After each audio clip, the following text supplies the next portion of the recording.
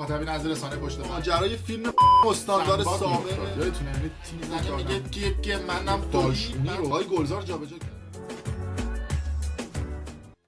درود به مخاطبین عزیز، بنده امین فردین خوشحالم که به همراه تیمم بار دیگه با یک برنامه پشت پرده دیگه با شما هستم. امیدوارم که هر کجا این کره خاکی که هستید و صدا و تصویر من رو میبینید و میشنوید حال دلتون خوب باشه، جیبتون پرپول باشه و از همه مهمتر سالم و سرحال باشید.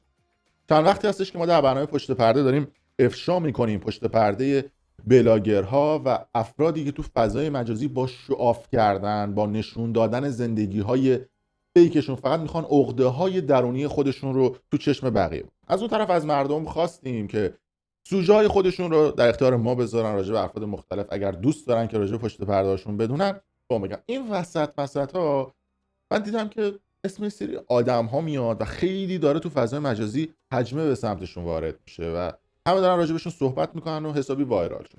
رسانه‌های داخل ایران که راجع به این افراد صحبت نمی‌کنن چون میگن خب اصلا ما لولمون به اینا نمیخوره، ما موضوعات کلانتر داریم، ما موضوعات مهمتر داریم. رسانه خارج از کشور هم میگن که بابا اینا آدمای نمیدونم شاخ مجازی ان، نمیدونم فلانن، اونا اصلا تو لول ما نیست، ما اصلا داریم میریم انقلاب بکنیم، ولی اینا موندن کف فضای مجازی و مردم تو کف اینن که تو کف فضای مجازی پشت پرده این افراد کی هستش. یکی از این افرادی که خیلی برای من دایرکت اومد و از من مردم سوال پرسیدن که آقا راجع به این افراد صحبت بکن، راجع به این زوج.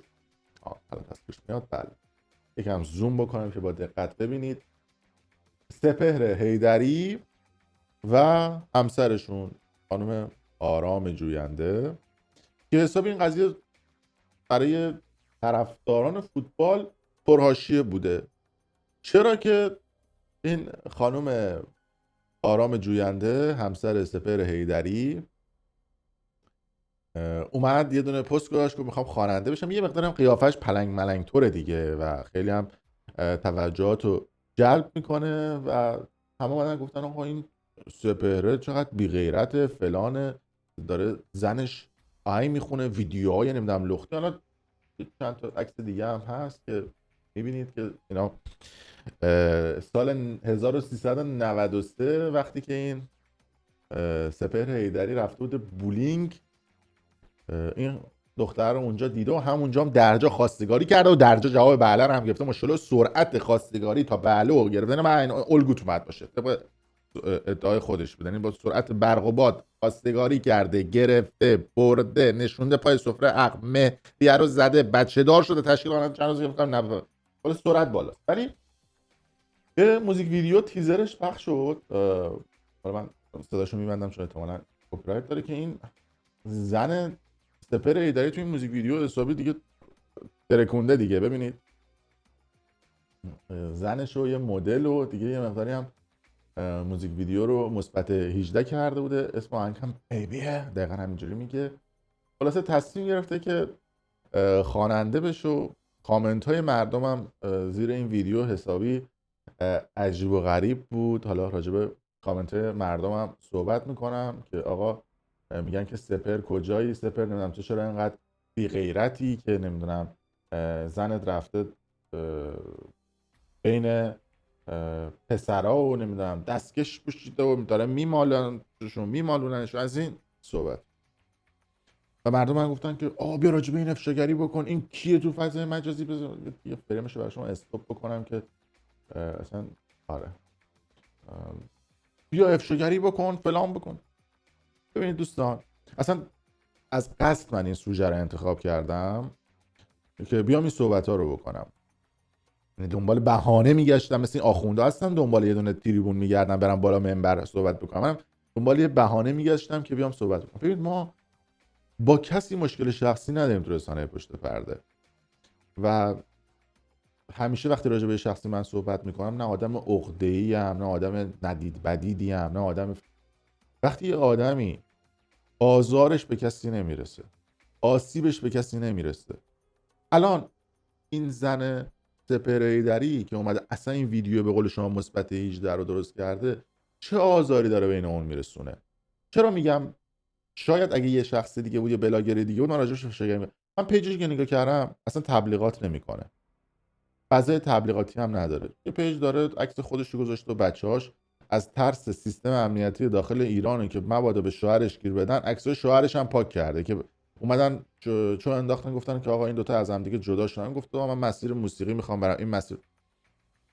بعد کامنت های مردم ای نمیدونم بی غیرت، ای بی ناموس، ای فلان، سپر داری زنت فلان کرده سپر. آقا ما مردمی که دم از آزادی میزنیم، شعار زن زندگی آزادی میدیم، شعار این میدیم که آقا برابری وجود داره، اون شعار خوش از بقیه غیرتی تره اگه بخواد غیرتی نشون بده. ولی اینکه ما بیایم این فضا رو فراهم بکنیم که به یه آدم توهین بکنیم، بگیم آقا نمیدونم تو بی غیرتی، تو فلانی، تو بیسانی و اینا، پس ما فقط بلدیم شعار خوب بدیم دیگه، تو عمل خودمون صفریم. بله اگر میومد تبلیغ سایت شرط بندی میکرد، اگر میومد زندگیشو شواف میکرد، اگر میومد نمیدونم تبلیغ قمار میکرد، اگر میومد کلاهبرداری میکرد، یه کاری انجام میداد، اون موقع من رب و ربشو میکشیدم جلو چشش، دهنشو سرویس میکردم. نه اون، هر کس دیگه ای. میخوام به شما بگم که ما اگر یه سوژه ای رو تو برنامه پشت پرده انتخاب میکنیم و یه سوژه ای رو میام راجع بهش صحبت میکنم، شما مطمئن باشید که اون آدم 100 تا کثیف‌کاری کرده، ما فقط 10 تاش هم میایم تو فضای مجازی میگیم. با طرفم خورده برده ای نداریم. میخوام به مردم بگیم که آقا این پشت پردهش اینه، حواستون باشه این آدم اینجوری شما رو گول نزنه، اینجوری با زندگی فیکش شما رو به سمت دیگه ای نبره. شوهرش فوتبالیست، تازه به اینا میرسه، با اون پولای عجیب غریبی که تو فوتبال ایران میدن به فوتبالیستا، اینا تازه زندگیایی که نشون میدن به نظر من میتونه بهتر از این هم باشه. تازه این آرام جوینده دیدم که من میدونم قهرمان تکواندو، نمیخوام از این آدم دفاع بکنم و الان میبینم یه دفعه میگم پول گرفتی از این آدمش تعریف میکنیم، پول گرفت. اون قدری که با شما تو فضای مجازی واسه اون آدم حاشیه درست میکنید، اون پیجی که میان راجع به این آدمو صحبت میکنن، من به نظر من اونا پول گرفتن که این آدمو تو فضای مجازی معروف بکنن، یا اونا پول گرفتن که حاشیه درست بکنن. بگم من مسیر خودم میرم، نه این آدم مسیرش به من میخوره، نه شعبش به من میخوره. من پرورش استعدادهای نوشکفته ندارم تو فضای مجازی که بخوام این افرادو راجعشون صحبت بکنم. اما مثلا آقا من پیج این آدمو برای شما میذارم، ببین کامنت این ویدیو آخر و لایک هایی که مردم کردن، نمیدونم دستکش داره، لحاظ شرعی مشکل نداره، نمیدونم ماشاءالله ملکه همه، نمیدونم که نمیدونم نشه سپر قرعه کشی که انجام شد که این پسر برنده شد، نمیدونم سپر کجاست، نمیدونم. این حالا کامنت بهتری گذاشته که چرا ملت نمیتونن به تفکرات و اعتقادات مردم احترام بذارن. نشه سپر جرأت داری چیزی بهش بگو دوست پسراش پارت میکنن. ببین مثلا خال سپر کودتاگر، نمیدونم ما همین مردمانی هستیم که میایم این کامنت های شروور رو میذاریم و این کامنت ها رو میذاریم، بعد خودمون هم انتقاد میکنیم که چرا نمیدونم به زنا احترام گذاشته نمیشه. همون دختری که میاد سپر ایدری رو مسخره میکنه، همون پسری که میاد اونو مسخره میکنه، خودش میره تو استوریاش مینویسه ما باید انقلاب کنیم، زندگی آزادی، ما دموکراسی نداریم، ما فلان نداریم، ما آزادی نه. آقا یه کسی هم که میخواد آزادانه زندگی بکنه، مسیر زندگی خودش رو داره میره، شما پارش میکنید. این فرهنگ ماست. یه چیزی هم میشه ما فرهنگمون نمیدونم 100 میلیارد ساله، بقیه نمیدونم بی فرهنگ رفتن. ما فرهنگمون کف فضای مجازی مشخصه. متر فرهنگمون رو میتونیم تو کامنت ها ببینیم، متر فرهنگمون رو میتونیم تو دایرکت ها ببینیم، متر فرهنگمون رو تو دور همیامون که راجع به همدیگه پشت سر همدیگه صحبت میکنیم میتونیم ببینیم. آیا ما با فرهنگیم؟ متر فرهنگمون رو در دنبال کردن آدما تو فضای مجازی میتونیم ببینیم. همیشه هم گفتم ما خاکمون کسخل خیزه.